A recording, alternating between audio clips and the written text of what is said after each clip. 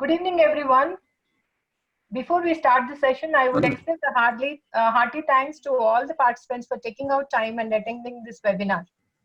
I would also humbly request all the participants to mute themselves and refrain from writing on the screen during the session. Though you can post your questions, suggestions in the chat window. Thank you. I'm Lakshmi.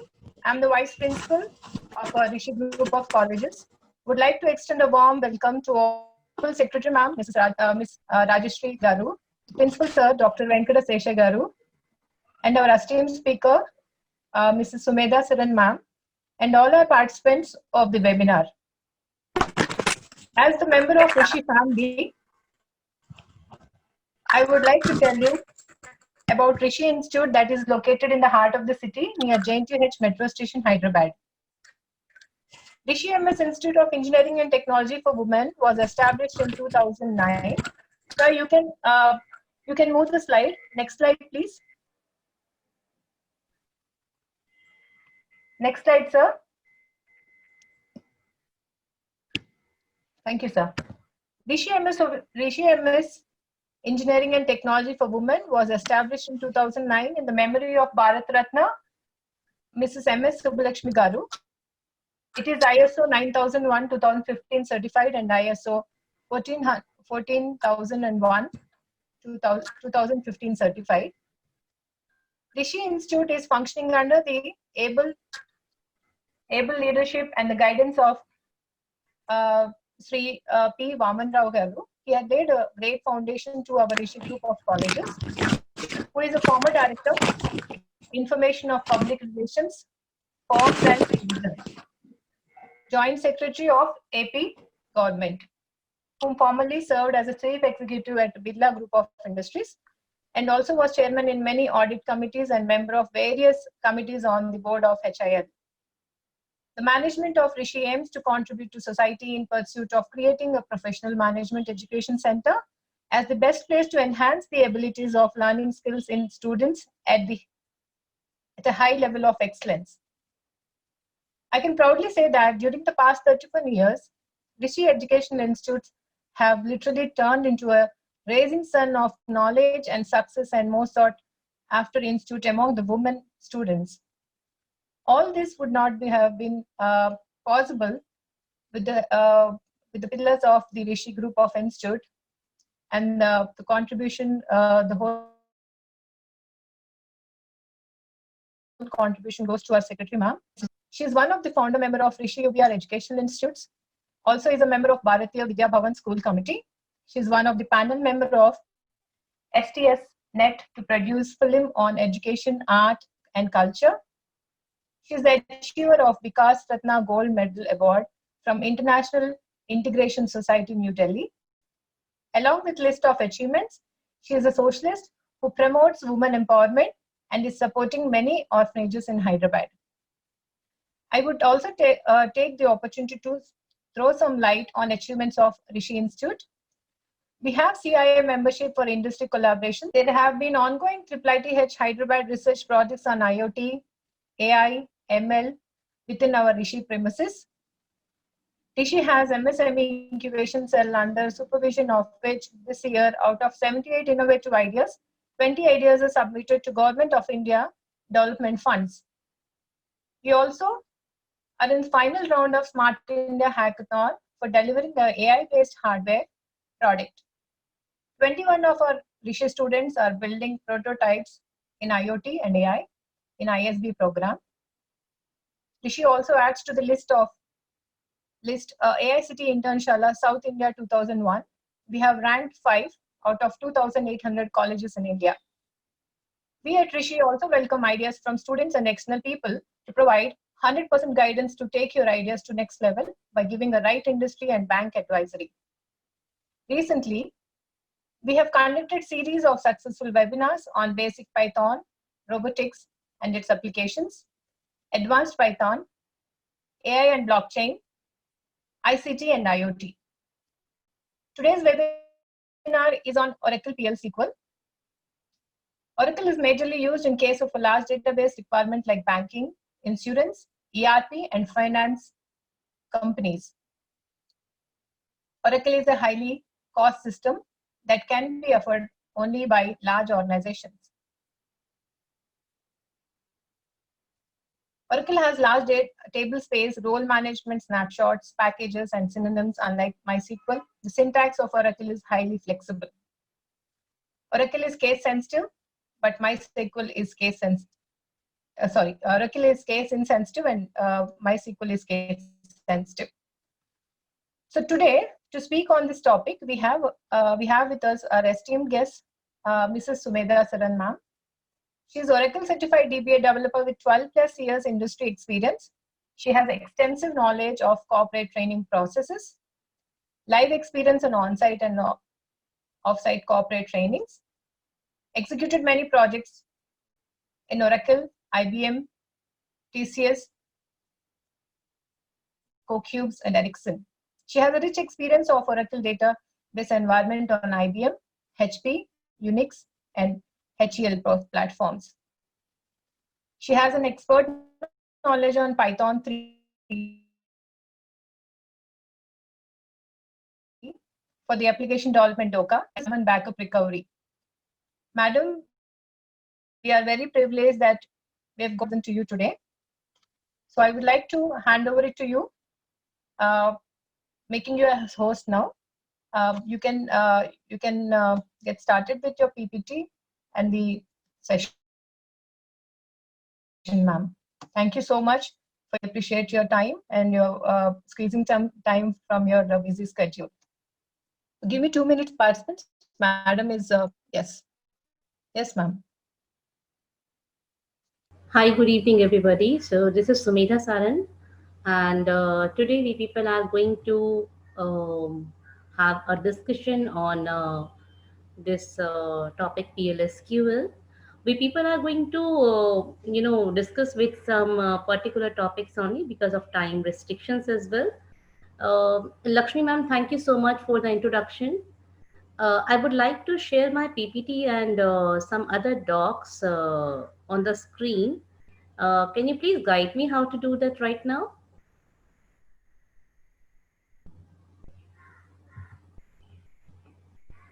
Ma'am, you have a share option on the window. Okay. Okay, now I'm the presenter. I think I can show that now. We'll stop the screen. Okay. Yes.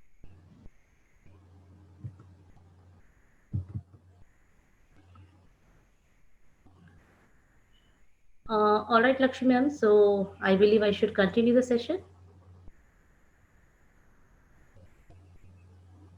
Yes, ma'am, you're audible. Yeah. Loud and clear. Thank you. Thank you. All right, guys. So let's quick start with some agenda. We people are going to discuss today about named block. This is about procedure and functions.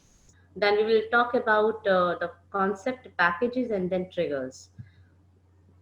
Uh, One more thing, Lakshmi ma'am, may I know this notepad file is visible to everyone or not right now? It is visible, ma'am. This notepad file, no? No, not the notepad, ma'am. I'm able to see the your PPT, your presentation. All right. So from where I should do that? Just 1 minute. New share. Maybe it will allow me. Just 1 minute. Okay. I think Sure. one by one I have to share. I can't. Okay, fine. Now I think this is visible to everybody. Yes, ma'am. It is visible. Notepad is Okay, visible. fine, everybody. So, as I discussed with you people, we people are going to continue discussion on some particular contents right now. First of all, let me give a little idea about PLSQL. This is a procedural language which is used for Oracle programming concepts. So wherever you people are going to work with Oracle products, so that time it is very important to have good understanding of PLSQL programmings for the perspective only, right? So here, whenever we work with PLSQL programming, this works in the form of blocks. And two type of block have been introduced here. One which is called unnamed block, and we can say this is anonymous block also. Similarly, we have another block which is called named block, as well as we say this is subprogram as well. The major difference between them, um, whenever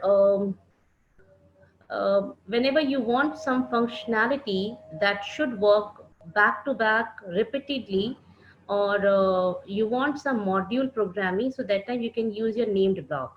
So once you create the functionality, afterwards you don't need to look forward for so guys, whenever I talk about unnamed block, that means what? Whenever you want to run this unnamed block, you people have to, it must be compiled first and then it will be running. At every runtime, it would happen. I'll come again at the end of the session, it's okay. All right, Sure, everybody. ma'am. Yeah, so focus on the named block today. Here, once I talk about syntax of your unnamed block,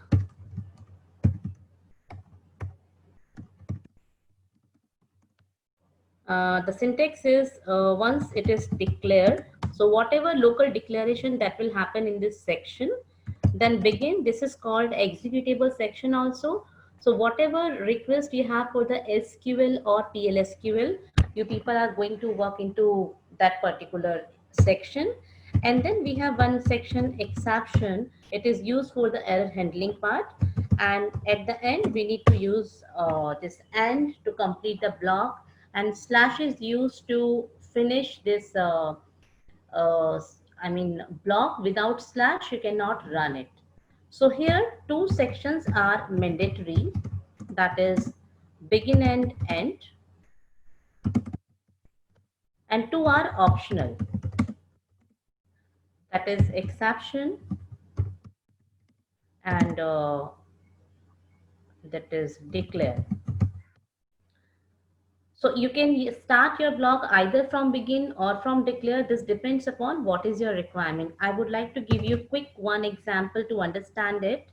So for example, if I want to represent a simple result, just to print a line, hello class. So what shall I do? I should start from begin. And for the displaying the data here, we use dbms underscore output dot put underscore line, and simply I can print here hello class and end of the block. By this way we can print it, but whenever I want to declare something, so that time I have to use my declare section also. For example, I want to declare some variable, for example a and b. So in other languages, for example if I take C language example, so there we can declare like int a comma b comma c, like that. In PLSQL, it doesn't happen like that. You have to declare the variable, and this 3 denotes only 3 digits you can insert you can keep into this variable a. Colon equals to is the assignment operator here, and 10 is the initialization value. For example, I want to declare one more variable. So in the next line, I have to write here p of the which type of data type I want, and then this way. So if you don't want to initialize anything, by default, this is considered as null value.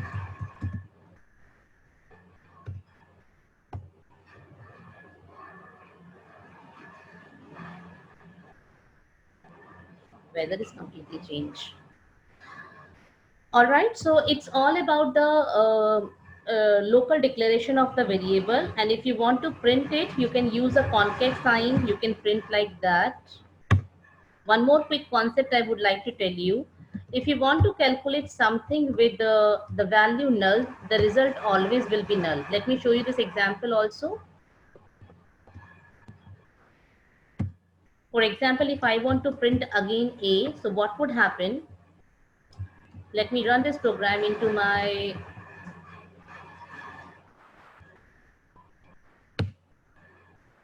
see what it say. Identifier C must be declared. Okay, C is not declared over here. I'm so sorry for that. It must be B.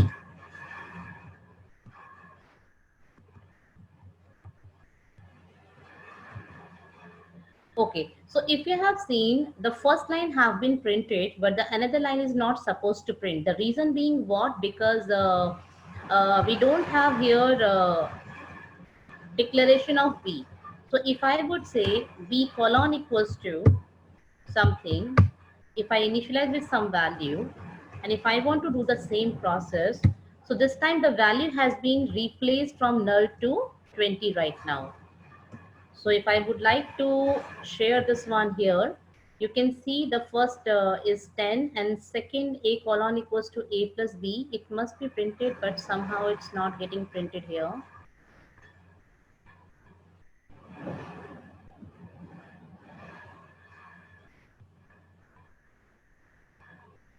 It has been replaced, no? Okay.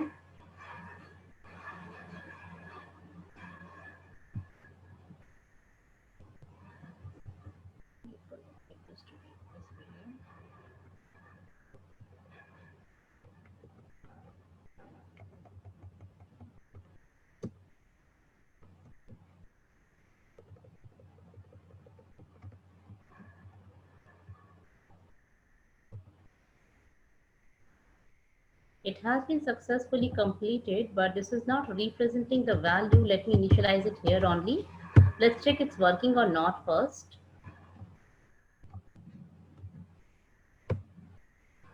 Yes, this is working. So what it want to say, initially it was, suppose it is null.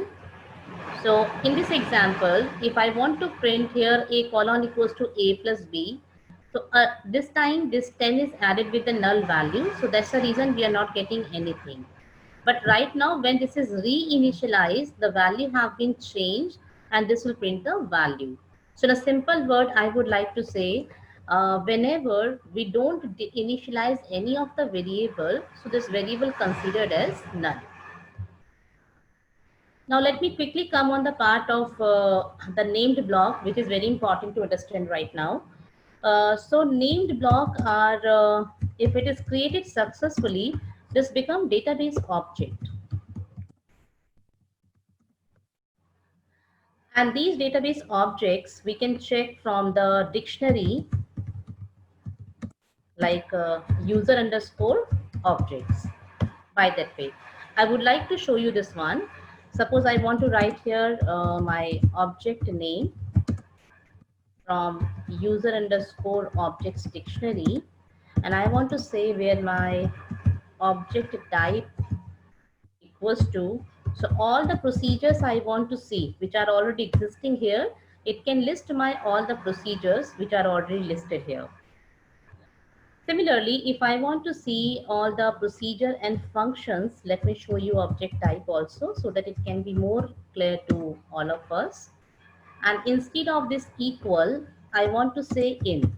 This is the operator which is used to represent multiple options into equals to clause. So if my options are more than one, instead of equal, we can use here in clause, in operator. So let me write here function. See how many functions and procedures I would have, it will be listing me all those things over there. Similarly, if I want to see the packages, if packages are existing, so definitely it will show me the packages also. But right now I don't have any package. That's the reason this is showing you the list of only function and procedure. So that's the way by which we can see all the existing procedure and functions from the database. Now, what is syntax for if you're going to write a procedure? So you can create or replace. It means what? Either you are going to create a new definition or you're going to replace the existing one. What I want to create? I want to create a procedure. And let me tell you, Oracle is not a case sensitive process. So either you can use caps or you can use small letters. This is depend upon your choice, right? So if I want to create a procedure name, I'll give my prop name, and depends if I want to give the arguments or not. It can be created like that. Is or else, that is used to instead of declare. In place of declare, we used to call this one, because we are using here header, not the declare section. So first line create or replace is considered as header line. For the local declaration, either we can use is or we can use as. Now in the begin section, we can proceed whatever we want for the SQL and PLSQL statements. Exception is again one optional part here. If you want to do some exception, you can follow, else you can skip this part. And end of the block. Let me read you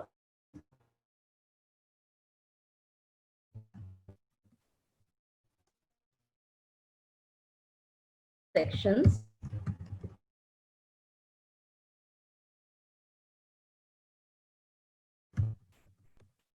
And in named block, we have only one optional section which is called exception. This is completely optional part. So each part is known as section over here. So this is called header. And then we are going to go for local declaration into this unit. Either I can use is or we can use as over here. Begin section, this is the executable section. Then exception of the statement and end of the block. So let me go to with the small example so that we can understand quickly how to work with the procedures. So I would like to give you 2-3 examples quickly to understand this part. Sorry. Let's say I want to create a procedure. My procedure name is P1. I want to declare a local variable here, suppose A of number type, range is something. And now in the begin section, I want to say A colon equals to A plus 10. And with the help of dbms underscore output, this is the way to display your output over there, dot put underscore line. And I want to print this A over there, end of the block. That's the way. So what would happen in such a way if I try to run this one? See, P1 is already existing in my system. So it should show me one error, name is already used by the existing object. In that case, what shall I do? I should use here create or replace. So if everything is correct, it should allow me to create the procedure over here. Yes, procedure has been created. So if I would like to show you by the command of that command I used earlier to show my procedure functions. So if I would like to show you this list again, this P1 has been created, but the definition has been changed. How to see the definition?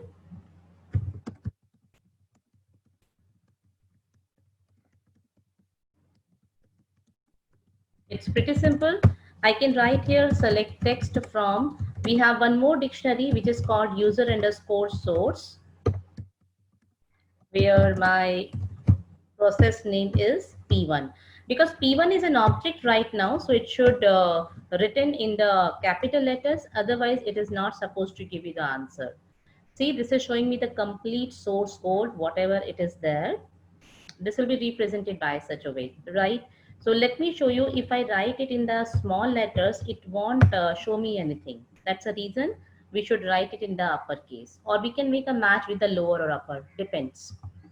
Now guys, this is the simplest way to create a function whenever, sorry, procedure. Whenever I want to execute this procedure, we have several ways. The first way is we can call it from host, I mean from the SQL prompt, or we can call it from unnamed block or named block. Let me show you all the examples one by one. If I'm on a SQL prompt, we can simply write here execute then procedure name. Depends, you're having a procedure default value or you're having some arguments. But right now, because we don't have any argument, this is supposed to work. Let me work with the one set server output on, because this is the environment setting which must be on if you people are using dbms underscore output. So whenever you log on with the session, very first important part, this environment setting must be on. Let me try to execute it. See, this is showing me the answer 20 right now. Okay, Similarly, I can I'm trying to change the definition right now. I want to say create or replace my procedure. My procedure name is P1 and is begin. I want to update my table, one of the table demo. Let me drop the previous table if I have this table right now. And let me create one more table, create table demo, which should be same as my data from the table employees. This has been created. And let me show you this table contain around 107 records. Okay, so what happened exactly? If I want to say update demo, this set suppose salary equals to something where my employee underscore ID equals to 109. So point is that I just want to end my procedure. This has been created. Let me try to run it. This has been created right now. I want to execute it. So first way is we can execute from the host environment. Second way is we are going to call it from the unnamed block. So I'm going to start from the begin. I wrote one DBMS statement just for the own perspective. It's not mandatory actually. I write here process start. If you don't want, you can skip it. Right, P1 one time I'm calling, second time I'm calling, third time I'm calling, and end of my block. So what would happen when I'm going to run this process? So what it say? Process start. First time, second time, third time. What process is doing? It is updating the demo table, and every time the salary should be this one for the employee number 109. So let me show you the salary from the demo table where my employee ID equals to 109. See, the salary has been converted into 777. But the major point is to understand every time I'm going to run the same process, this is advantageous for us. But the drawback is this time, every time this is doing the same process, means every time this is changing the salary of only employee 109. I wish every time it should work on the different process. It just mean to say, I want to recreate this procedure with two parameters. The first parameter, suppose ID, which is of number type. Never provide the range to the parameter arguments. Please remember this one. And second, I want to use cell, which is of demo.salary percentage type. It just means instead of giving a data type, I want to copy data type from demo table salary column. So whatever salary column data type have, that will be copied to the cell argument here. We can say argument or parameter. This is up to your choice. So right now, whatever I want to say, instead of this, cell will come, and instead of particular value, ID will be placed. Let me Subhedra, ma'am. read. Yeah. Ma'am, we are not able to see the SQL prompt. Only the notepad is seen. Oh, is it like that? Um, Can you please brief me how to share the complete? Okay, I will click on share. I think now this is visible. See? Notepad is visible. Now I think this CMD prompt must be visible. No, ma'am, it is not. It's not. Yes. But when I shared you, it everything must be visible from my side actually. Okay, can you please check this one right now?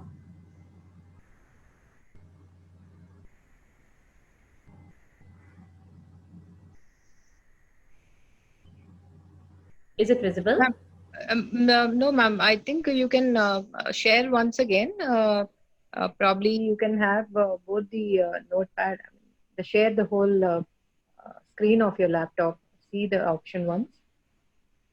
Yes, I have option. I'm trying to do the same. Show all windows, I think. Yes, ma'am. No, no. I think that Yeah. one. Okay. Now please check, is it visible to all of us? SQL prompt is visible, ma'am. Okay. Now let me show you my notepad file. Is it visible? Visible, ma'am. Oh, that's perfect. Yes. So sorry, you should tell me earlier because number of things the people skip, I think. Guys, Yes, let me ma'am. tell you what happened exactly. Yes, ma'am. I'm going to create a procedure because last time what happened, every time this is going to run the same process for the same value. So this time I wish the value must be changed at every run. So let me recreate the procedure first that has been created right now. Whenever I'm going to call it now, I have to pass some arguments. For example, first time the ID should be 102 and salary should be something.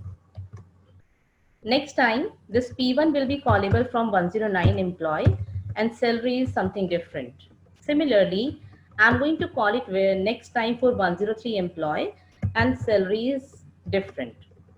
So if you notice, every time, whenever I'm going to call this functionality, every time the input is different because of the arguments. So process has been completed, but this is not going to show anything because this process has happened in the backend only. So procedure, as the name suggests, whatever we are doing, this process is working in the backend. Again, depends whatever definition you have written, it depends upon that also. So in the name block procedure right now, we know how to create procedure with or without argument, that we understood. Now we understood how to see the existing procedures with the help of definition use underscore objects. You can see that. We need to understand how to see the definition of a procedure. As I told you from the use underscore source, you can see this one. I can show you one more time. Maybe some people didn't see that one last time. If I run this command, 1 minute, it will show me the complete definition of my existing procedure. But if you notice, as I told you last time, if I write it in the lower case, it won't show me anything. Reason being what? Because all the objects store in the by default capitals. That's the reason. Now, you people need to understand parameters which we are using or arguments you can say, they have some modes. The modes are either in type or out mode or in out mode. It simply want to say, if I want to take value from the environment, so in mode will be working. If I want to return something to the environment, out mode will be working. If I want to do in and out both process from the same argument, we can use this mode. So if you see the previous example, I didn't mention anything over here. So by default, this is in, or I can mention like that. That depends upon. Let me give you one quick example to understand it. I want to create a procedure. This time my procedure name is P2 and I want to give three arguments. One, ID of number type. Second, name of varchar 2 and third, cell of number type. If I don't want to give number data type, we can mention the particular table name, dot column name, percentage type. This depends upon which type of data type you want to consider. Similarly, instead of this varchar 2, you can process like demo table dot last underscore name percentage type. Now question is what? I want to return my last name and salary on the basis of input ID. So this is our choice. This input should be taken in or by default this is in mode. Now this one should be of out mode because what I wish I want to return it. Similarly, cell argument I want to return, so it must be of out mode type. Now is or is, this is our choice, whatever we want to write. Begin, I want to say select last underscore name, comma salary into, directly we cannot take the values of column name. So what shall we do? We should keep this into name and cell from the table demo, where employee ID must be same as ID, whichever I'm going to take at runtime. And now with the help of dbms underscore output package, I want to print, or let's see, we want to print it directly through some local variables. We can do that one also. All right. Now let me first show you, if I don't put here out mod, what would happen? I'm keeping it by default in mod for everyone, right? So let me try with the same thing.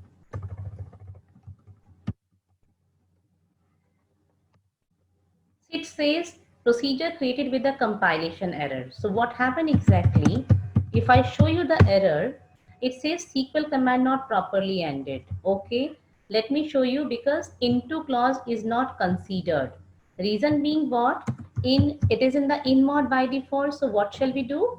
We should first provide the mode of out, because this is going to retrieve something.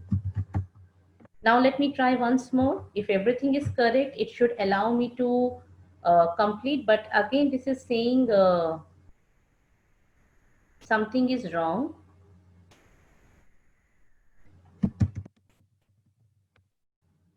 SQL command not properly ended. Let me check what is happening. Procedure P2. I have 3 data types.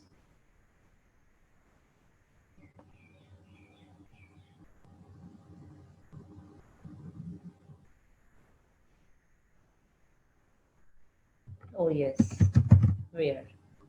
Guys, let me show you one more time. I'm going to remove these out mods. It was syntactical mistake actually last time. Okay, let me show you one more time. This procedure is compilation, having the compilation error. So if I would show you the error, it says cell cannot be used into the into target. Reason being what? Because these variables are of in mod type. So what shall I do? I have to use it of out mod, because these are going to return something. See, we are using into the into clause, right? That's the reason. So what shall we do? We should create one more time. Let's see, it is created. Yes, this is done. Listen carefully, guys. Whenever I want to use out mode, it means this is returning something. And for the returning perspective, we must have um some variable to hold it. So this time I'm going to use one unnamed block to call it, which is starting from declare section. And then I'm going to say one variable A, which is of varchar2 of 20 type, because I want to return my name there. And another variable B, what shall I do? Either I can use number, or we can say salary percentage type. We could follow the same for A variable also. Remember that. Now, in the begin section, I want to say, what is my function name, procedure name? P2. And inside it, the first value should go from ID. So I want to say first time 109, second value will transfer to A, third value will transfer to B, because of out mode it is. With the help of dbms underscore output, I want to represent this A and B. Similarly, I will like to call it another time also. And this time I want to say, instead of 109, it should hold the value for 102 input. Now, let me try to run this block.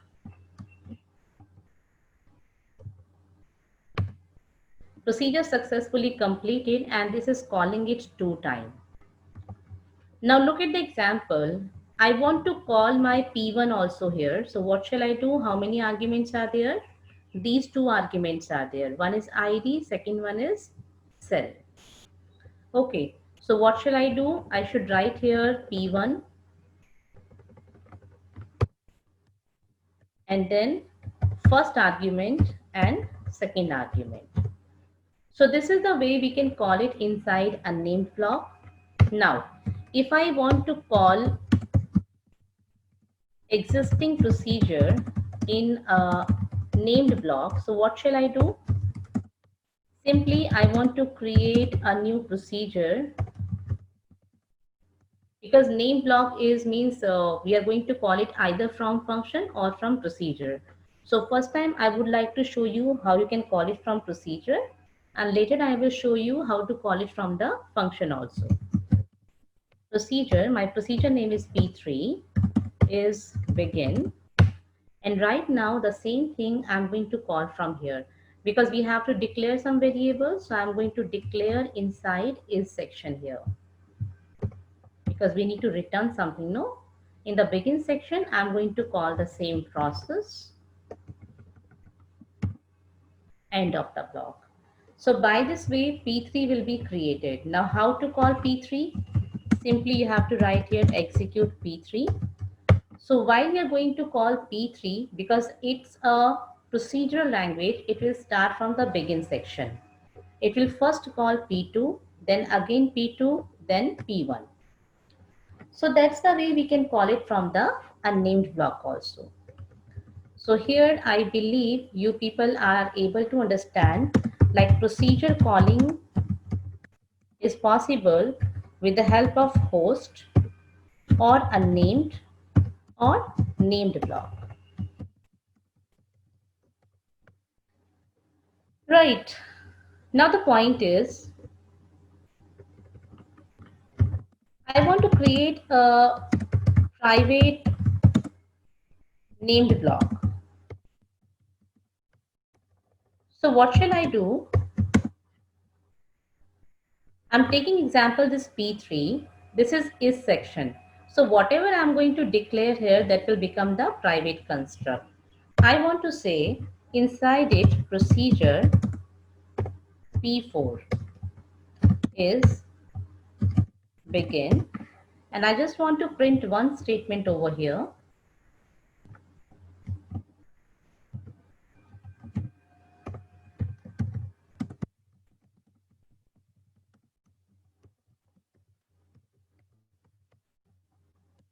And either I can end like this, or I can end with the name of P4. So what is the scope of this procedure? This is the scope inside only P3. So if I want to call it several times, either I can call it here in the P3. So one time, two time, whenever you want to call it, but you can call it inside this begin section only. So let me first show you how this is working right now. If I try to create this P3, procedure has been created, and if I want to execute P3, what would happen? This is calling it twice, right? But if I want to execute my P4 outside, it is not supposed to allow me. Reason being what? The scope is limited inside this P3 only. So that's the way we can create some private construct inside a process.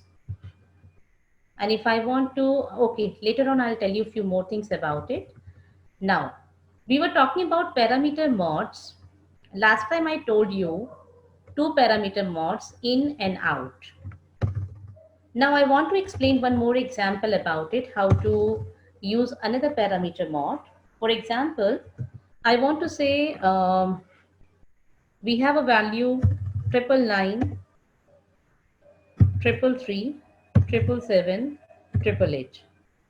It should be represented as 999 hyphen 333 bracket 777 888.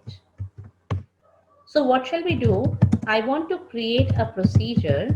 My procedure name is P5, and one argument which should be of character type, and this argument must have a mod in and out.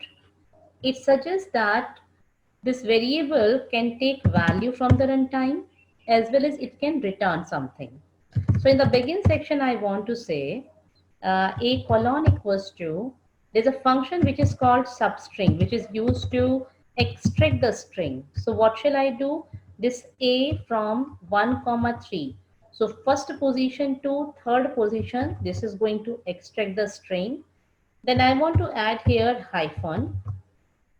Then again substring I want to add A, which is extracting from fourth position to the third position. So what shall I write here? 4 comma 3.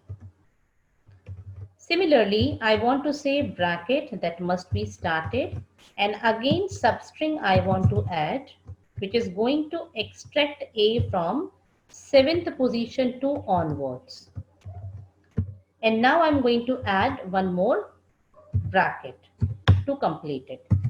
End of my block. Let me try to run this one. Let's see how this is working.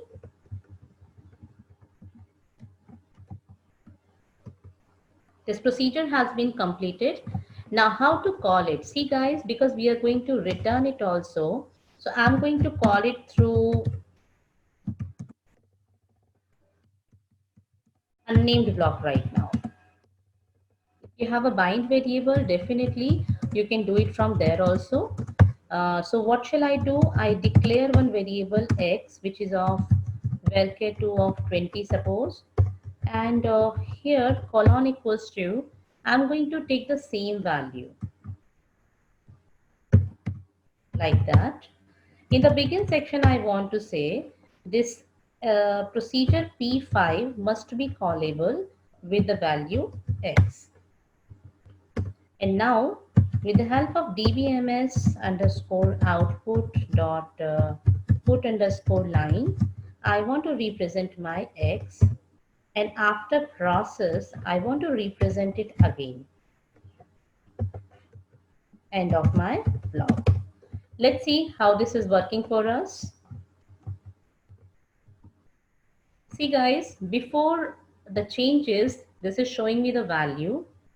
Once I run with the P of X, this X value went to this A, I mean this particular value, and now it has been converted into some format, and then this is returning with the help of next DOPL, dbms underscore output. So that's the way to use three type of mod inside a procedure. So we have used in mode, out mode, as well as the in out mode. Guys, one more scenario I want to represent about procedure to all of you. Uh, it's a scenario, please try to understand first. Let's say I'm having a procedure which named as P10. It has uh, 50 arguments, and every argument has a default value. How I can do this? For example, I want to say, suppose this one is, I can write here how to give the default value the way I'm going to tell you, default, and in single quotes, what value we have, we can write like this, right? So this is the way to write the default value. So what would happen if every argument would have a default value? So what shall I do? If I want to execute P10, it will definitely be working for us because every argument has a default value. But I have a question. I want to provide value for the position argument 10th, argument 20, and argument 25. So to those arguments which are on position 10th, position 20, and position 25, to them I want to give a value. So for that happen, let's say I'm going to take a simple example to understand it. I have a procedure P10. It has a value A of number type, and the default value is 10. B, which is of number type, and it has a default value 90. Another C variable, which is of number type, which has a default value 56. Now is begin. I want to say a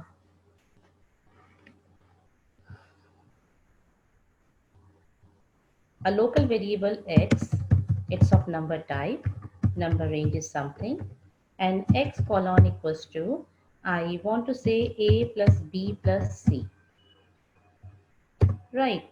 And with the help of dbms output, I want to represent this x. End of my statement. So what would happen if I try to run this procedure?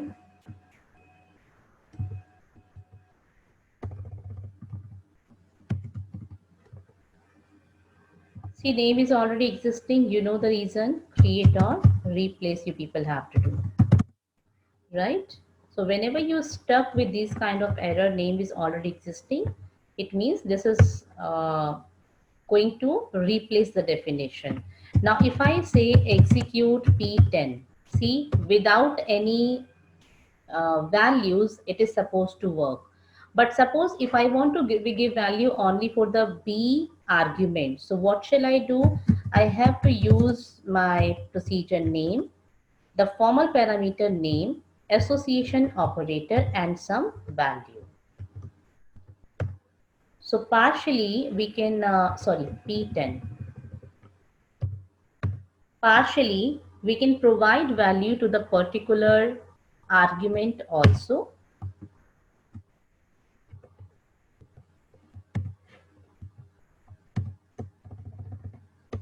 if you wish. So this argument name is known as formal parameter.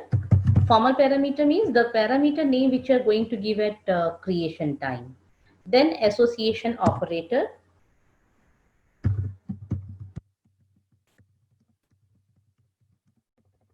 This operator is known as association operator, and then you have to initialize some value, whatever you want to do. So this is the concept of formal and actual parameters, which you people must be known. One more concept, guys, we can use exception in procedure. This depends upon how you people are going to use. In this also, I can use, if I want to use exception, like I'm giving you one example over here. It's another scenario.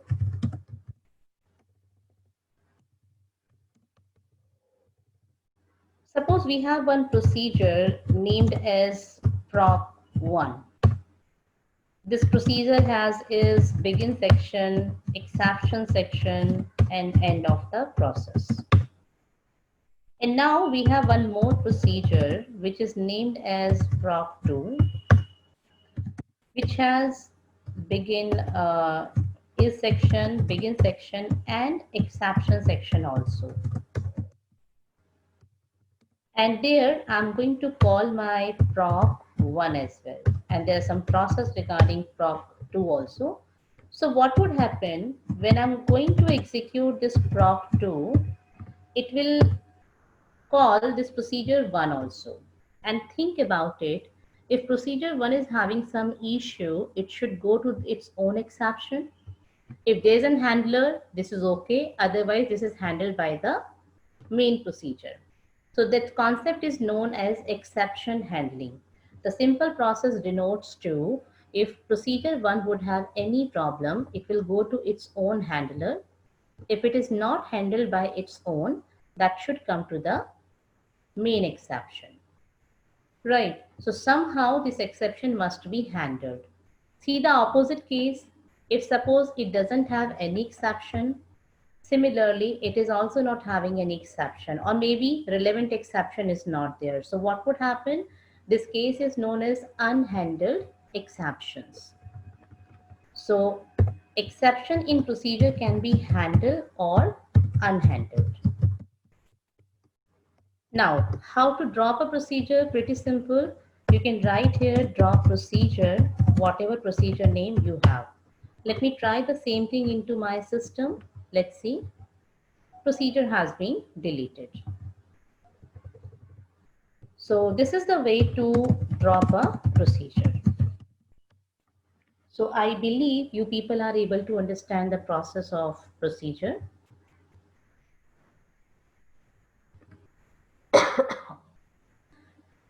Now guys, I'm going to talk about functions.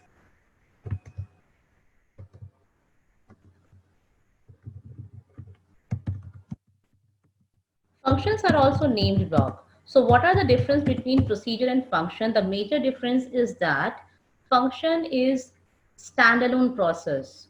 Their work should be done. This is moreover important. And you can return something. This is just optional. But once you're going to work with functions, like suppose I want to write a syntax, create or replace function. This is function name. Always mandatory to return something. So return, the data type must be mentioned over here. And afterwards is similar to that only, begin whatever you want to process. And afterwards return is mandatory again. The data type which you have mentioned above, the same thing you have to return here and end of the block. Not your choice. If you want to write a name of your function, you can write it function name, or else you can skip it. This is completely your choice.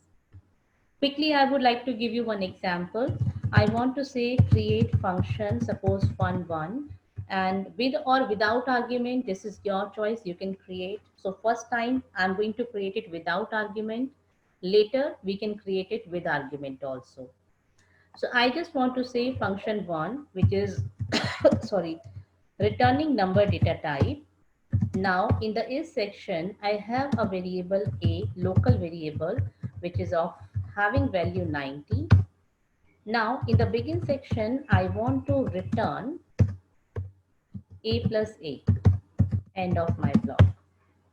So the simple function I want to create, and if it is already created, so for that perspective, we can use replace over there. Now let me try to create it here. The function has been created. Point is, guys, whenever you want to execute it, there are several ways. Either you can use host environment, how to call it, let me show you.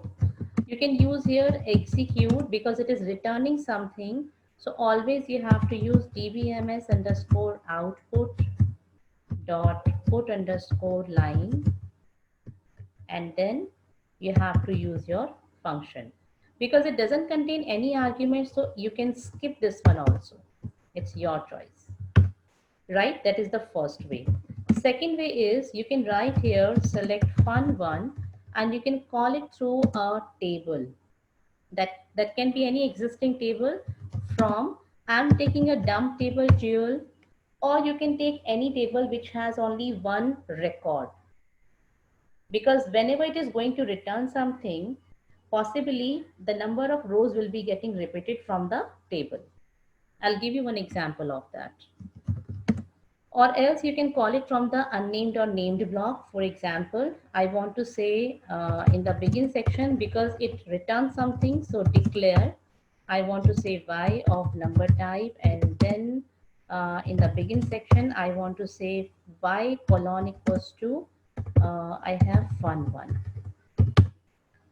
And with the help of dbms, we can execute it.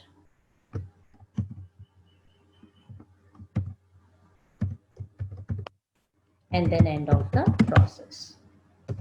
If you want to call it from the name block, so you can use function or you can use procedure. This is completely your choice. So I'm going to create a procedure. P10 is, and similarly the same thing I'm going to follow from here, because the same thing I want to follow, right? So that's the way. So let's try from first functionality. Let's see how this is working. See, this has been completed. Let's try from dual functionality. I mean, from a table, I'm going to call it. This is going to callable. And now we are going to try with the unnamed block. Let's try if it's working or not. Yes, it's working. Similarly, let me try from the unnamed block. So you people know about it. Whenever we create the name block, we have to call it because it's a procedure. So we can call like that. See, it's working. Now let me come on the part why we use dual table. So let me show you. This table has only one record. And if I would show you one more table, select count star from demo, it has 107 records, right? So what happened if I would say select 30 plus 90 from dual? So only one time this answer has come. Because this demo table has 107 records, if I would like to say the same example from demo table, 107 times the same result will get repeated. So that's the reason always choose a table which has only one record. There you can return your function. Now guys, one more important part which is different from the procedure, that is you can call function as an expression of statement. How to do this? It's pretty simple. What you should do, um, for example, I want to replace this definition. I want to recreate my function, the same name as fun1, and this time I want to provide one argument, is begin, and I want to say select, okay, mandatory part is you need to return something. I want to return here number data type,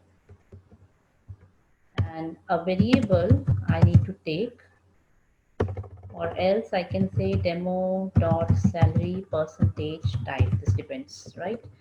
Because I wanted to fetch here salary plus 100 from into which a variable from demo, where my employee ID should be taken at runtime from A. Okay, both are A. So I'm going to change this A into some other variable name like X. Otherwise, there's a chance for conflicting, right? So I want to return here X and then end of my functionality. Let me try to create it first.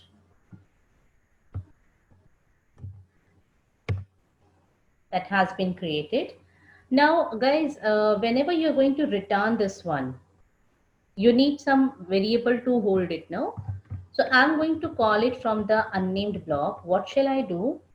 Or else we can see the statement. What shall I do? Simply, I should writing here select fun1, one argument I'm passing from dual. So what it should do, for 109, whatever salary has, it must be added 100 into it. It will show me the result. Now let me show you the same result from the demo table. I want to say select all the employee name, their salary, and along with this, their employee ID. And I want to call my function with expression 109. So what I want to represent, all the employee name, salary, employee ID, but this function will be working only for the 109. See this the result carefully, you people will be able to understand.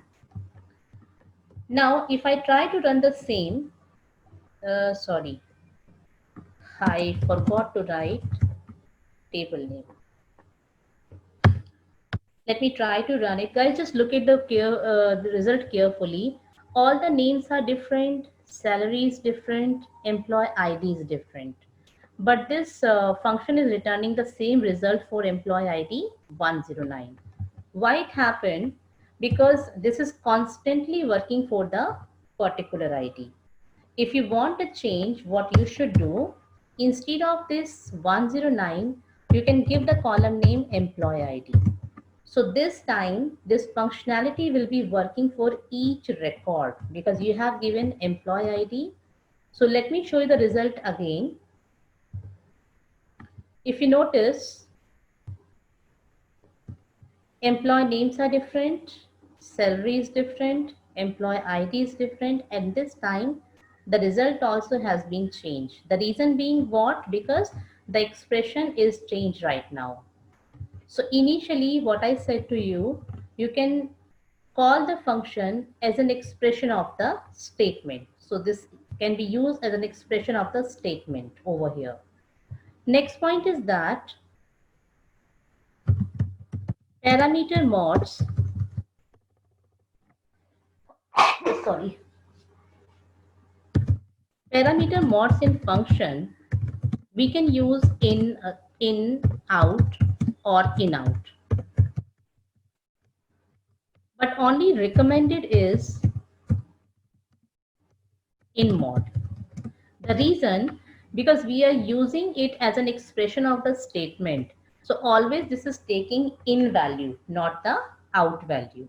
Out means this is returning something. This is done with the help of return argument. So in the parameter procedure, we can use 3 of the argument mod. In the function, we can use only the in mod. I believe this is getting clear to everyone. As we know how to see the definition, as well as you can see from the user underscore source, we can see the definition. If you want to see all the objects existing, you can see from the user underscore objects. If you want to drop the function, you know, drop function, the function name, whatever you have.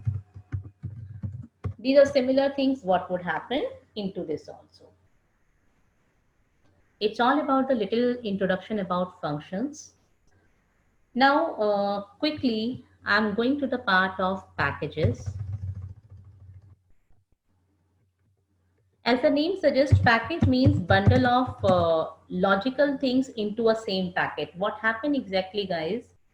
Whenever you people are going to work with the functionality, for example, you have a function named as fun1, and owner of this function is HR user. Now HR give the grant permission to execute this function from U1 user, U2 user, and U10 user. Right. So the respective user can call this functionality, but the point is every time a new memory will be allocated for each session. So what would happen if you want the same memory for all the sessions in RAM? What you should do, you're going to create a package. Inside it, for example, we have one functionality, second functionality, third functionality, fourth functionality. And now we are going to give the same grant permission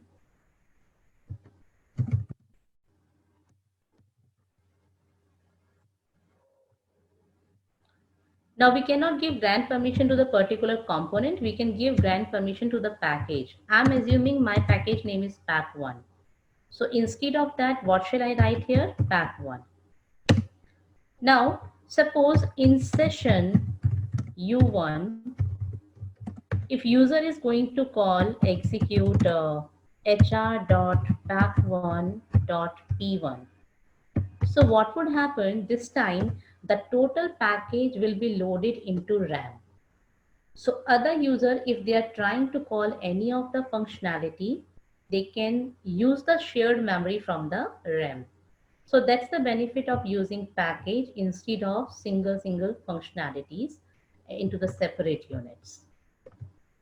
Now, whenever I talk about package, guys, just 1 minute.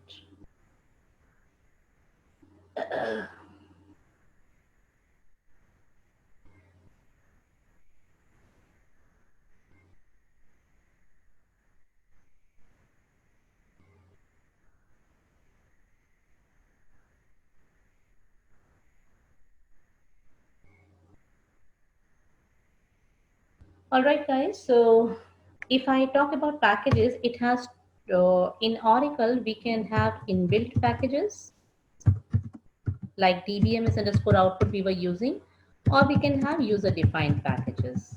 So if I talk about user defined packages, we can have specification plus body. So every package would have two parts. One is specification, second one is the body. Please try to understand, everyone.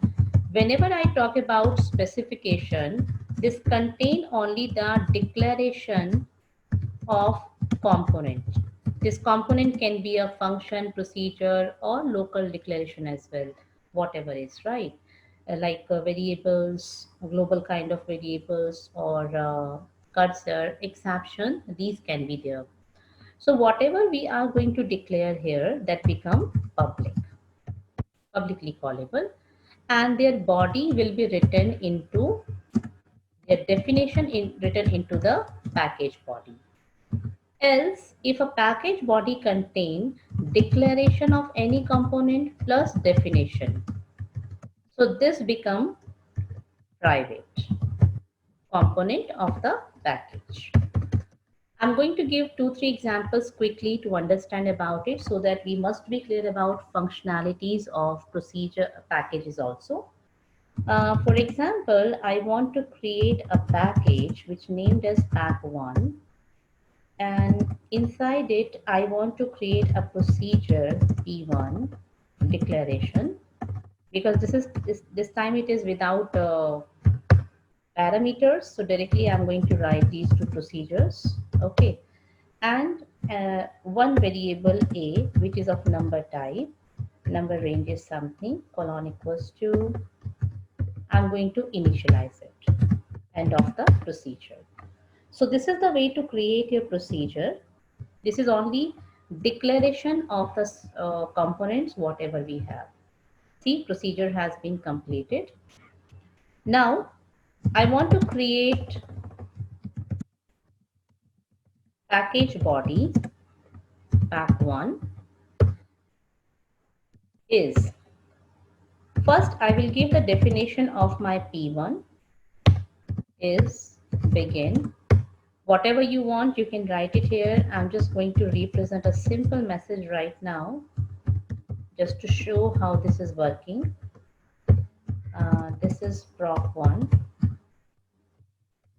end of my proc1. As I told you, this name is not mandatory, but whenever you want to represent the code has been ended or to which place, you can write your name also. Now, I want to make definition of another procedure. This is named as P2.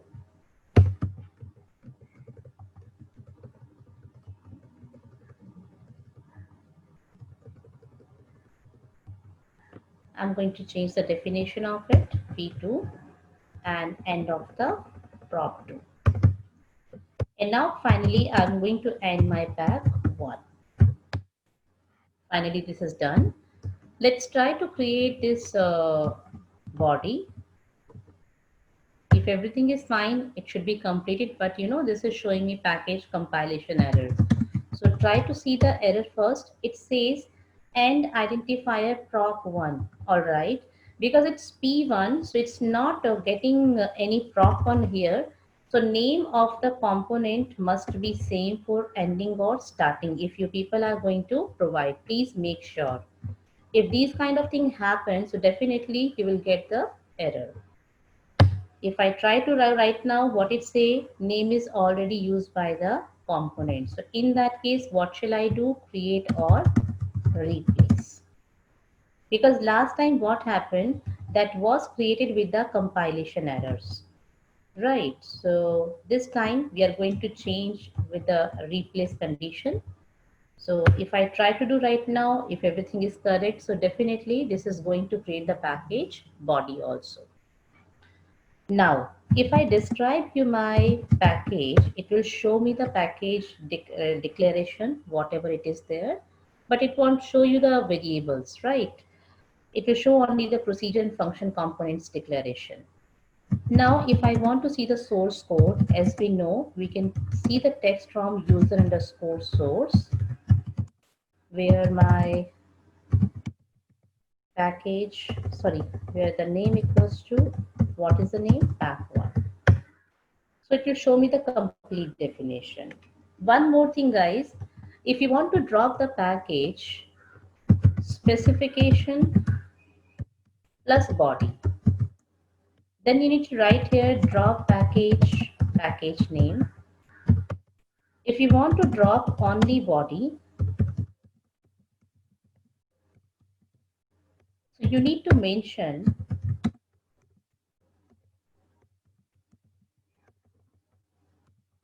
drop package body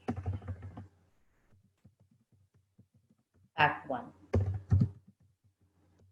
Right, this is the way. So what should I do?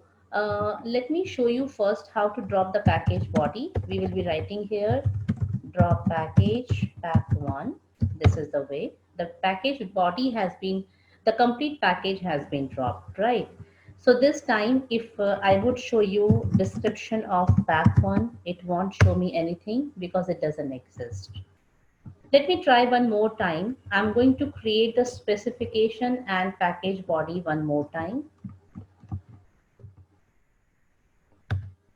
Now, if I say drop package body pack1, so what would happen? Only the body has been dropped. If I would show you the pack1 description, it's still existing. So this is the way to drop your package completely or the package body. Let me recreate the package body one more time because we need to work on that.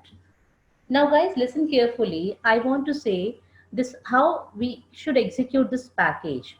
So we should write here similarly as we used to execute our procedure or function, because at the end we are going to call procedure or function over here. So P1 if I call it right now, proc1 will be calling, P2 will be calling, proc2 will be calling over here. Uh, Lokia, do you have any question right now? Ma'am, they will put it in the chat box if they have question.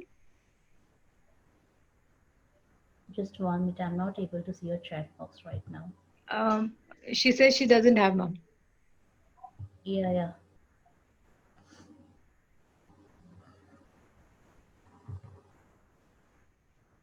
All right, till the time there's no question at all. All right, everyone. So this is the basic concept of a package. Now, let me tell you one more thing because I'm going to do some changes in the same process. See, in the specification, we have two process and one variable which are publicly declared. So if I want to call this A outside, what shall I do? I'm going to create one unnamed block, for example, declare. I want to say X of number type, number range is something. And now in the begin section, I want to say X colon equals to pack1 dot A plus 10. And with the help of DBMS, I just want to print the value. Because it's publicly declared, so definitely it should be callable.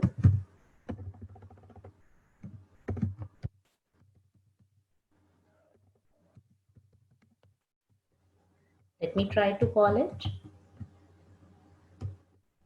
See, this is working for us. So let me tell you one more time. Whatever we are going to declare inside the package specification, that become public component. And always definition will be written inside the package body. Now I'm going to change one more thing into my package body. One is I want to display A. Yes, I can display here. I want to declare one local variable. So what shall I do? I say P number of type, range something, and this one. So this is the way to represent your private. Now this become a private variable. So scope is obviously limited up to that only. So if I want to call it, I can call it either from P1 or from P2 public constructs, not directly, right? Now point is that how many constructs are publicly callable? P1, P2 and A. Now I want to create a private construct here. For example, I want to create a procedure P3. And because I don't want to make any functionality right now, just for the example perspective, I'm going to show you. So quickly, I'm just going to write over here these things. That's it. The point is that this procedure P3 is containing this definition and the scope is limited up to package body because it is privately declared and defined. Let me show you one more time. In your package specification, we have only P1 and P2. And in the package body, we have P3 also, which is declared and defined inside the package body, right? So if I try to call it, this can be callable from the public constructs, either from P1 or from P2. Let me try to call it here from P2. I'm going to call it right now. Because we didn't make any change in the specification, so we are not going to touch it, but some changes had happened into package body, so we are going to make it one more time. What it say? Package body with the compilation error has been created. See the error carefully. What it happened? P3 is not declared inside the scope. Guys, listen carefully. I'm going to repeat my statement. We create a package specification with P1, P2 procedure and with one variable. So these are publicly callable. Now, inside my package body, we have one private variable. The scope is limited up to package body. Definition for P1, definition of P3, declaration and definition of P3. See, I'm going to call it before its declaration and definition. So that's the reason this is going to create a trouble. We have two solutions for it. Either we should declare and define before the calling. I mean, we can put it here also, right? But the issue will be if it has long code, so definitely it's not ethical to the programming. So what shall we do? We should use a process which is called forward declaration. It means what? I'm going to declare on the top of it, and this concept is known as forward declaration. That denotes to, it means what? The definition is downward somewhere. So as I told you, we had two solutions. Either we could keep the complete definition above, but if it's a long code, it will be a trouble. So we can use a forward declaration. Let me try to recreate it. This time body has been created. And if I try to execute pack1.p2, so along with this procedure will be callable. But if I try to say pack1.p3, definitely it should not work because scope is limited up to that process. Hope it is getting clear to everyone. One more thing I just would like to explain. There's a scenario.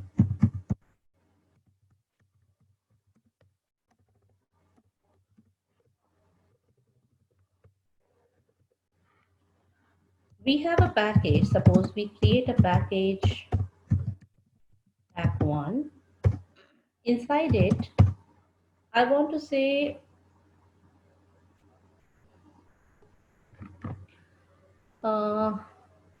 you have a public construct P1, public construct P2, and it has two arguments, a number type and b number type.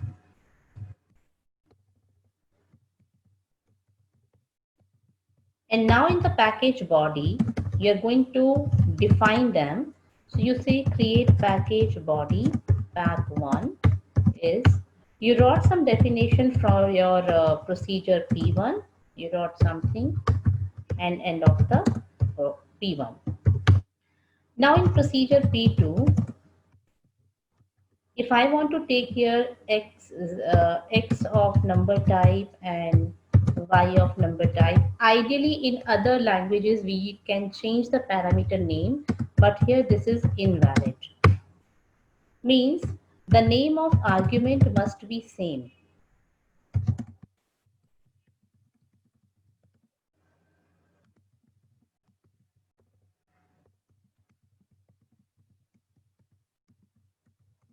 So this time this is invalid. So what shall I do? If I want to define it, I should keep here the name which I have mentioned on my specification. Then only it is supposed to consider correctly. So this is valid statement, right? So that is one more concept that we have learned about the package. Let me summarize what we have covered up inside package. You understood what is package first.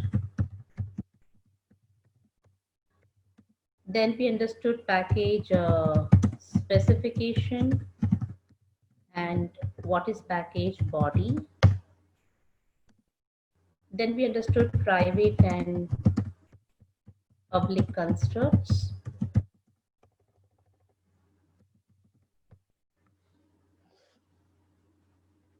Then we understood how to drop a package either completely or only the body. We understood that. How to see existing package, from the use underscore objects, we can see that.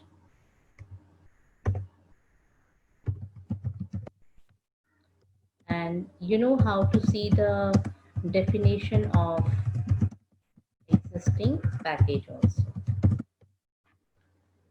Now we know one more concept, forward declaration. We understood that. And now I go to say how to use only package specification for global variables. So what shall I do? I'm going to take one more example for this understanding. I want to create a package. This is pack2. Under that, I have one variable which is of constant type. So whenever you want to create some constant variable, that's the way. Right? Number type, number range is something, and you initialize the value. Similarly, you want to create one more constant variable like that. End of the statement. Why we created, let me first clear this scenario. Actually, what happened? I want a global variable in my session. So how we can create it? We can create it with the help of define. Suppose a variable x equals to 90. So definitely wherever I'm using, suppose I want to say select last underscore name, comma, salary plus address of x from demo, where department underscore id equals to address of x. So on these places, wherever I'm using address of x, whatever value 90 will be coming. So let me show you this example. If I would say define x equals to 90, so what would happen? This has been defined. Now let me try to run the statement.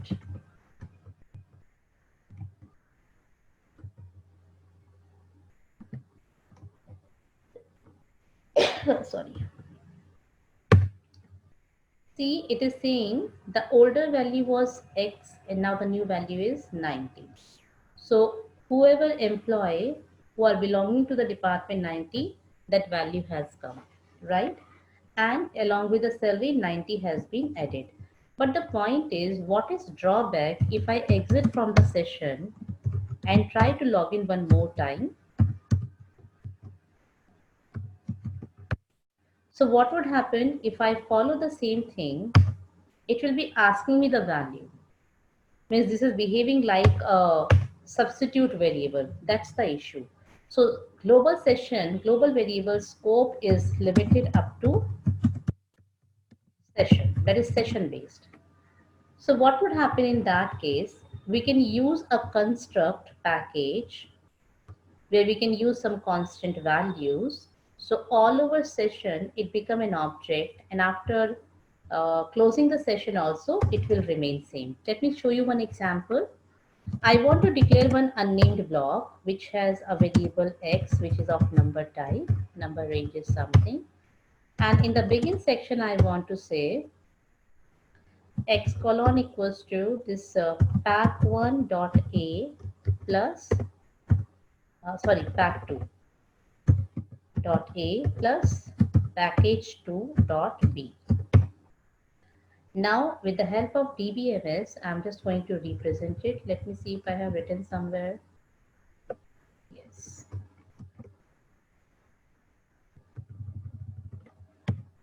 This is the way, right? So let me try to create it first. If everything is correct, this is allowing me to create it. Now let me try to run this one, where I'm going to call it.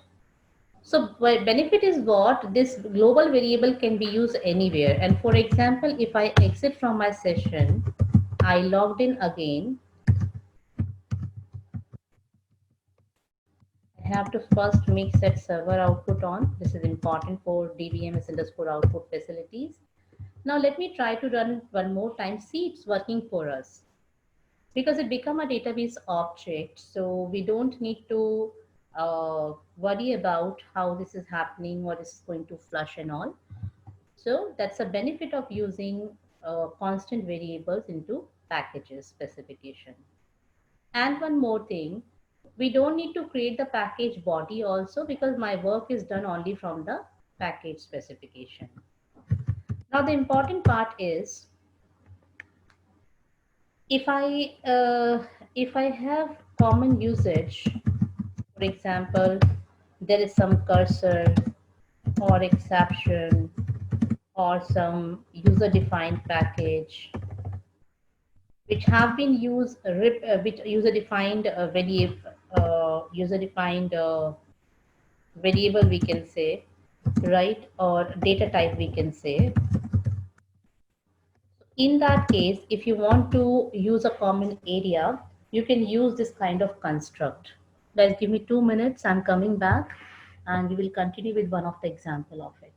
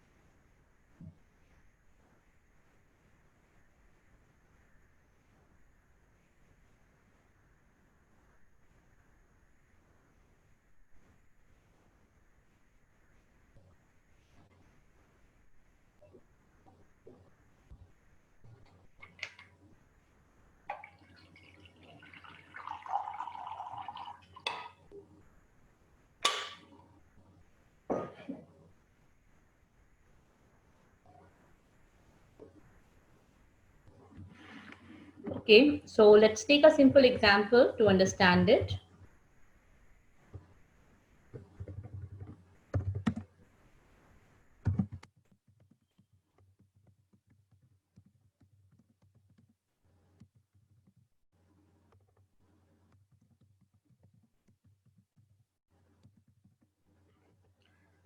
I will take this example by 3 ways. So for this example, I have to create one table. Suppose table name is EX1 with of ID of number type, number range. If you want, you can give or skip it. Now, another one is a name data type, which is of varchar2 of 20, suppose. Similarly, I want to create one more table, which named as EX2. Okay, I want to create a package specification for pack 6 is under that I want a procedure P1. Next procedure is P2 and a common one more thing, I want to make it not null constraint also. Similarly, this is also not null constraint. So whenever we are trying to insert the data and if we put null value in the name column, definitely it should create a problem. So not null constraint again has a non-predefined exception. So we can create one exception and associate with pragma, sorry, an init with the exception name. And because I know the code construct, you can check this one and you can associate it like this, right? So what would happen whenever I'm going to create the package body for pack 6 package, is I want to create procedure P1 definition, and then I want to insert into my EX1, the respective values are 1 comma something, and next time I try to insert a null value. So definitely if I'm going to provide a null value, it is supposed to give me an error. So what should I say?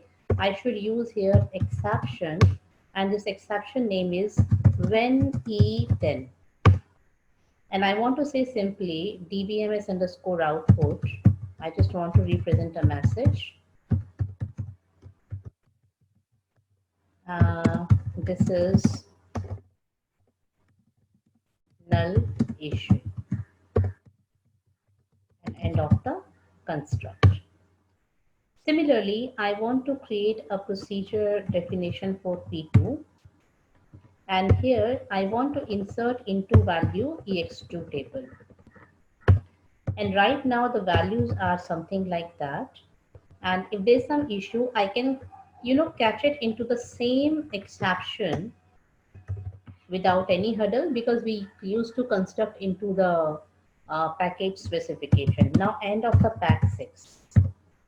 So this is the way to use it. Now I can use the same construct for an unnamed block. So first let me run this one and show you how this is working to us. I'm going to create the package specification like this. Package specification has been created. Now package body, let me try to create it first. Show error, maybe some error had happened. It said insert command is trouble. Let me tell, okay, fine. There should be a problem because, I didn't complete the process is begin, I didn't write. Similarly, this is the issue with my another procedure because I forgot to write this one there as well. Now I think this should be perfect. Let me try to copy this one. Now it says name is already, it has been created with a warning error. So what shall I do? You people know about it right now. Create or replace. So what shall I do? I should try to copy this one from here and try to do one more time. If everything is correct, it should be created, but it is showing me some error.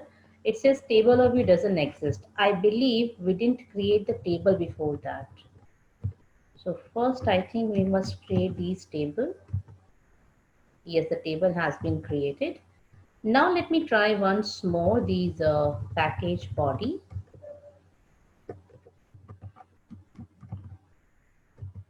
This package body has been created now. Now what happened exactly, whenever I'm going to execute, first let me say set server output on. Now, if I try to execute this pack6.p1, see what happened? One row must be inserted, but for the another row, it is showing me that error. Similarly, if I want to run my P2, what happened? It is showing me the same exception, but the error message is different right now. If I would say select star from EX1, so initially one row has been inserted because of exception.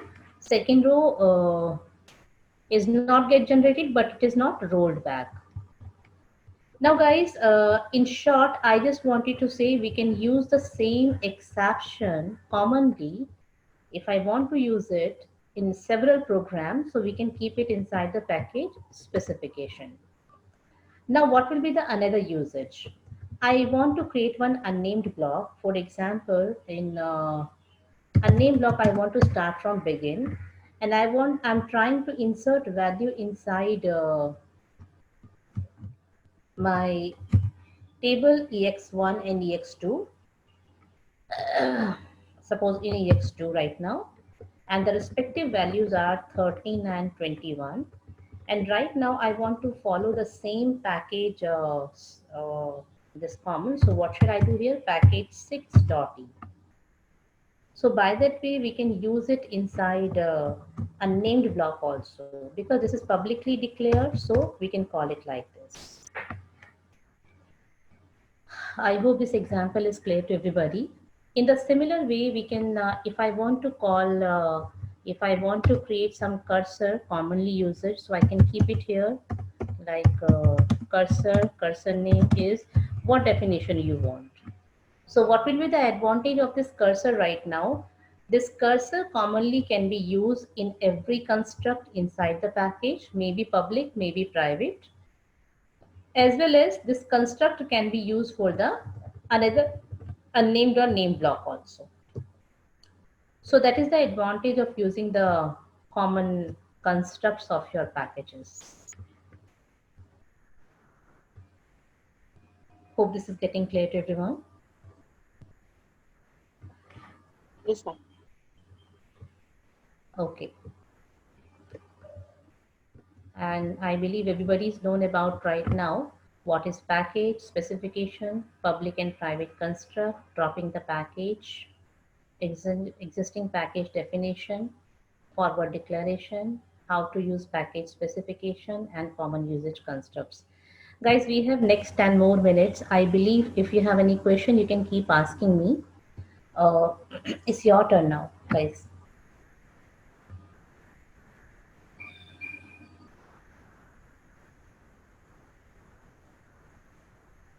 Thank you, ma'am.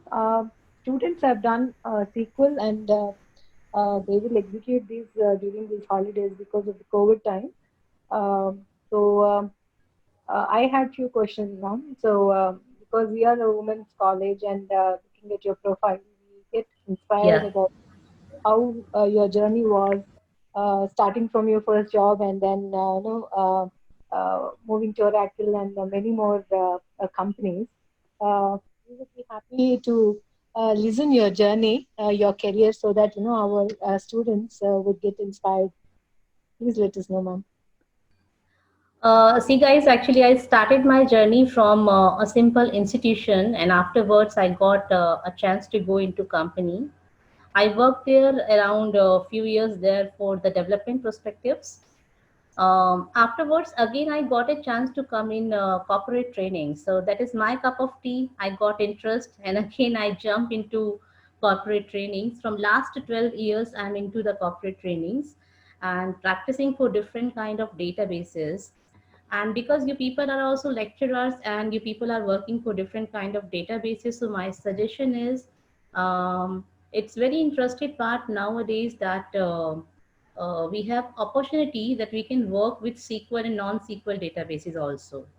So if you people are interested, definitely you people can work for NoSQL databases also. Like we have Cassandra, MongoDB, and DynamoDB, and some more NoSQL databases are also there. So along with the RDBMS concepts, I have been worked with those kind of constructs as well. So in this journey, I met with different kind of people and found really very interested people to work with. That I enjoyed with those kind of things and new experiences every time. Definitely, you lecturers are also getting experience in every batch, in every session, definitely. So with Lakshmi ma'am also, I had a very good journey and experience with her as well. Yes, ma'am. Same here.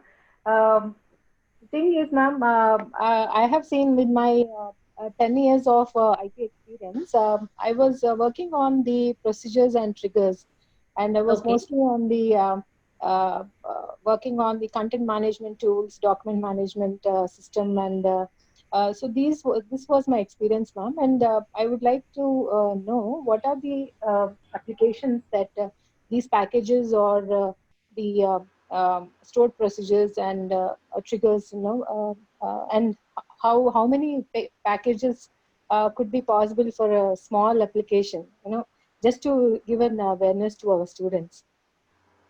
Yes, guys. Actually, whenever Lakshmi ma'am, again depends upon your process. Like for example, if I take a simple example for the registration form, right? For the registration form, we have several processes again, or the railway reservation, we have different processes.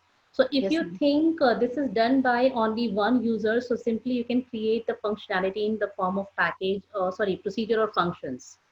But if you think this is used by number of users and commonly used and shareable the code one, so in that case, you people must create packages, and these packages can be shared by number of users with the help of grant permissions. So I believe my suggestion is that's better to use packages rather using a single unit of procedure or functions when we are going to work with a module. And also the advantage is whenever you're using some triggers, there we can call these functionality inside it also.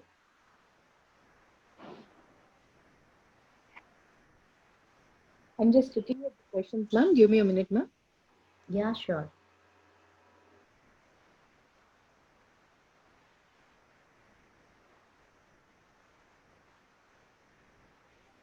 Punima, ma'am.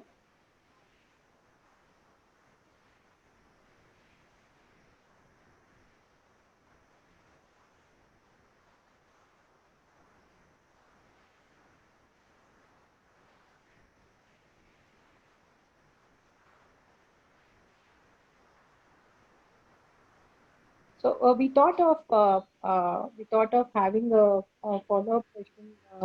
On the Oracle SQL, ma'am.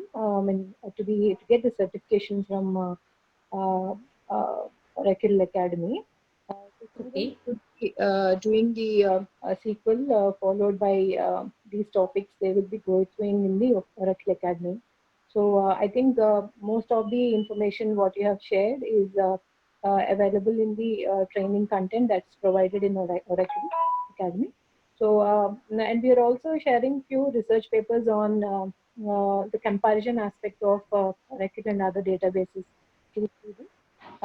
So we look forward that students get skills during this time and their curiosity levels would raise and all this would happen with the the great experienced speakers like you. They get inspired by you, and that's the reason I wanted you to come and talk to our students and then take their questions and your career. The way you have taken your career. I want my students also to follow a similar path and get technical and basically we work for women empowerment in our college, ma'am. So great to have you in the session, ma'am. We look forward for many more sessions from you on the various technologies you're working on, and your presence is really appreciated, ma'am, by Rishi Group of Colleges. Thank you very much, ma'am. Thank you so I much, think, ma'am. yeah. We will have shared the feedback link, ma'am. To the participants can go ahead. Please fill the feedback, and the certificate, the participation certificates will be sent to them to the registered email IDs in the feedback. And if there are any queries, please get back to me in the email ID provided so that I can get it clarified by Smita ma'am, and we will keep in touch. Thank you so much, ma'am. Thank you for your time. Sure. Thank you, everybody. Thanks. Have a good day. You too, ma'am. Bye. Have a good day. Bye-bye, Yeah. ma'am. Thank you all. Please fill the feedback form. And the upcoming session is GitHub on Saturday, 13th June, which is at 10:30 to 11:30. We would be sending the joining link and the poster to your respective email IDs. We are looking forward to connect with you in the next session. Thank you so much. The link is working. Please look into your chat. It's available.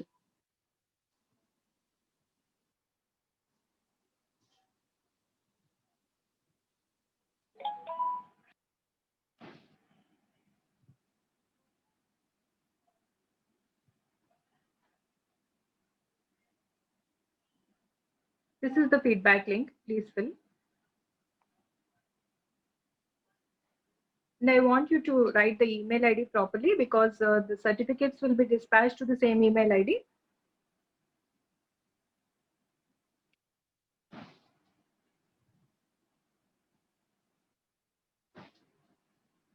Yes, Ranjita, you have a question?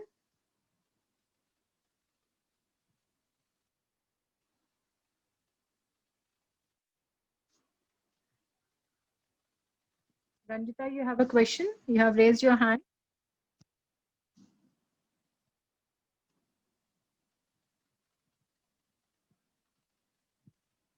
You can put your question in the chat box. I'm watching the chat box. I will respond to you.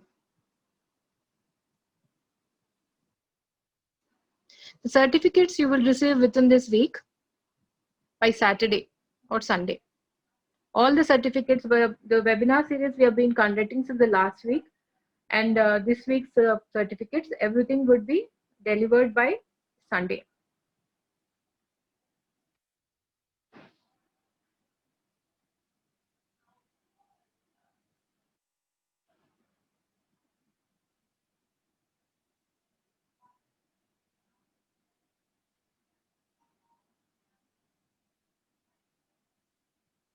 Value your time. Thank you for investing your time in today's PL SQL session.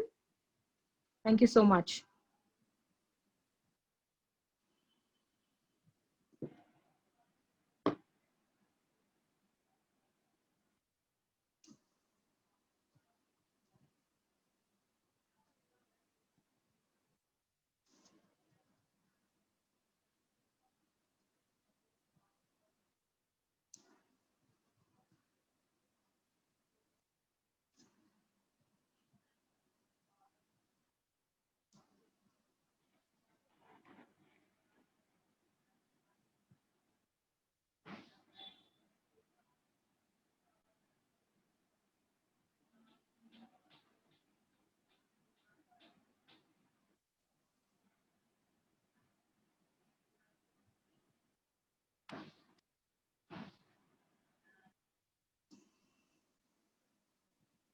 Ranjita, you're raising your hand, but I'm not seeing your question. You can put it in the chat box, please.